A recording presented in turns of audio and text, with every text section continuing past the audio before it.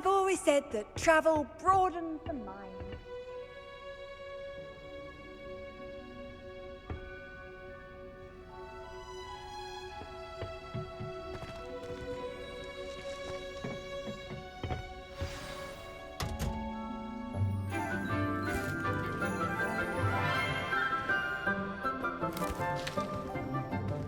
Good morning, Professor Garlick. How wonderful it is to see you again, Lenora dear. Oh, here, you'll need these for today's class. A little treat for your auntie. Ah, hello. Class, please welcome the newest rose in our garden. We do look forward to growing together. How thrilling it is to have everyone back together again. This year will be filled with enchantment and excitement, but the most important thing cultivated in herbology is knowledge. The prudent herbologist is no more afraid of the venomous tentacula than the bouncing bulb. Now then, today we will be acquainting ourselves with the mellifluous tuber known as the mandrake root. Accio. Let's see if we can't make our fibrous friends a bit more comfortable, shall we? First, let's protect our ears.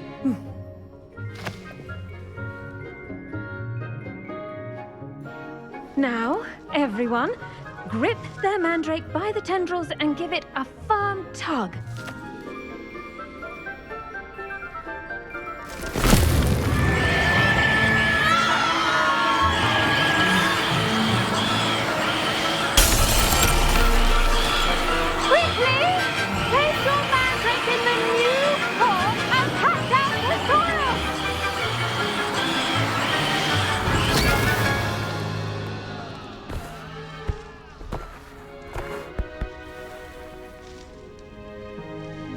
The soil should envelop the root like a warm, dirty blanket, putting the mandrake right at ease.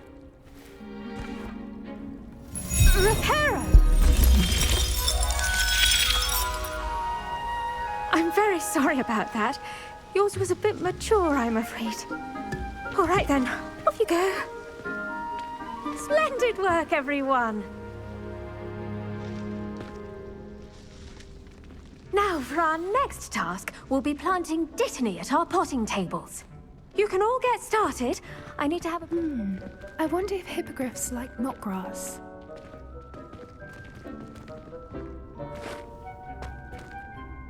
Yes, Professor. Firstly, well done with your mandrake.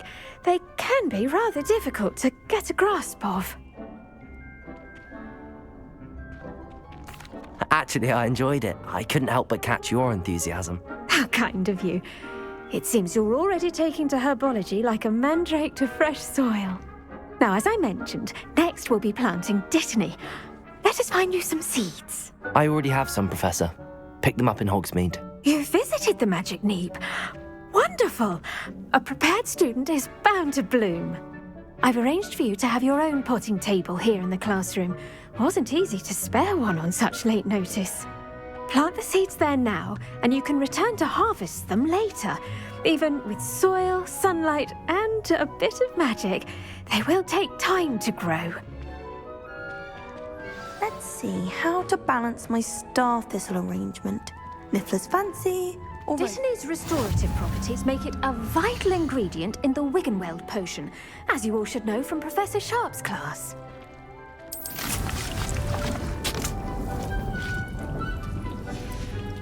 Well done! Once it can be harvested, your dittany will be ready to use in Wiggenweld potion. I'll let Professor Sharp tell you about that. Now, what say we branch out?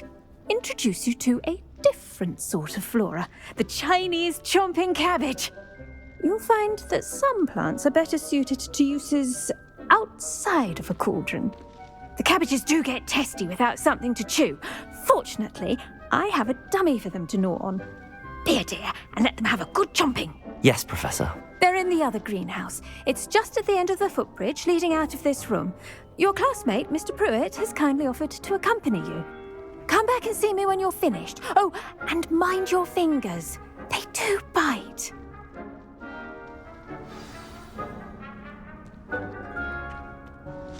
What should I be doing right now?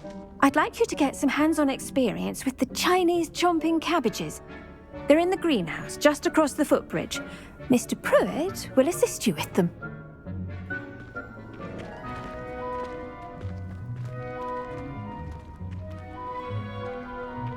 Now remember, a wand is not... Hello. Saw you on your way to Hogsmeade the other day. Nice to meet you. I'm Leander. I'll be showing you the Chinese chomping cabbages. Up these stairs will take us there, but you'll lead. Nice work in Defense Against the Dark Arts, by the way. Excuse me? Your duel with Sebastian! And he's good. Thinks he's really good. But you outright slaughtered him. It was brilliant. Oh. Well, thank you. I nearly put Sebastian in his place myself.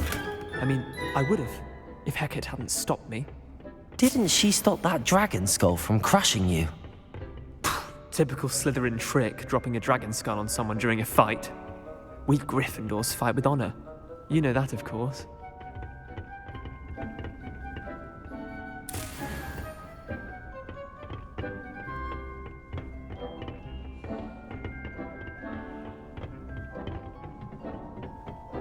Here we are, home of the Chinese chomping cabbage. Go on. Now, see that dummy? Just toss the cabbages at it, and they'll do the rest. Accio!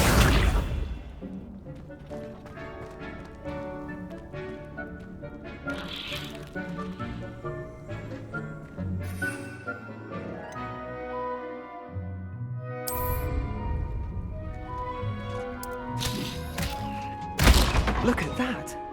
They'll chomp on anything they can get their mouths on. Mum planted some in her garden last year to keep the gnomes out. Did save her the de-gnoming, but they left her honking daffodils in tatters. Vicious little bastards, aren't they? My kind of plants. Not like stupid booba tubers and bouncing bulbs. The kind of plants that just have your back in a fight. Not saying you can't go it alone, but, well, imagine that wasn't a dummy.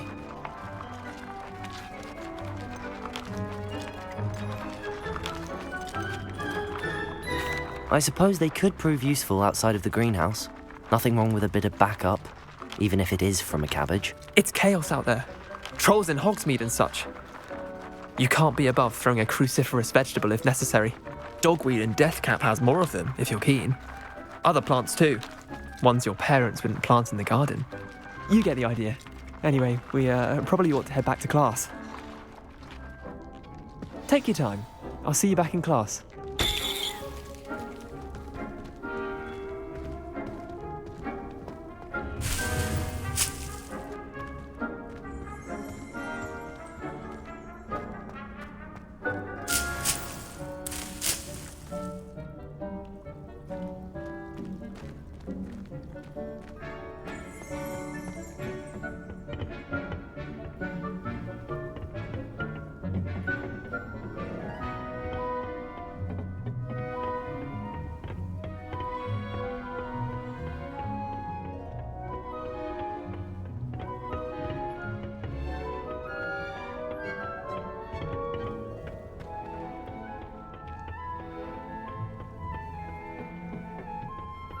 With that helpful reminder as to why we should always wear our dragon hide gloves, I shall end our lesson here.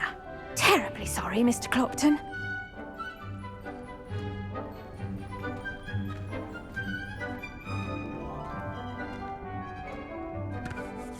I tended to the Chinese chomping cabbages, Professor.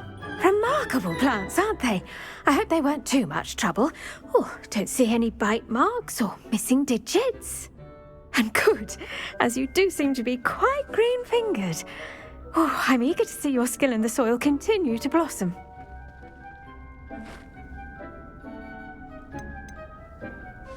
Magical plants have so much to offer. I'm eager to learn more. I'm glad. Herbology is a bounteous subject. Tend to your garden, and it will tend to you. Well, I suppose that's everything. Do come by for a chat sometime. I so enjoy checking in with my new students.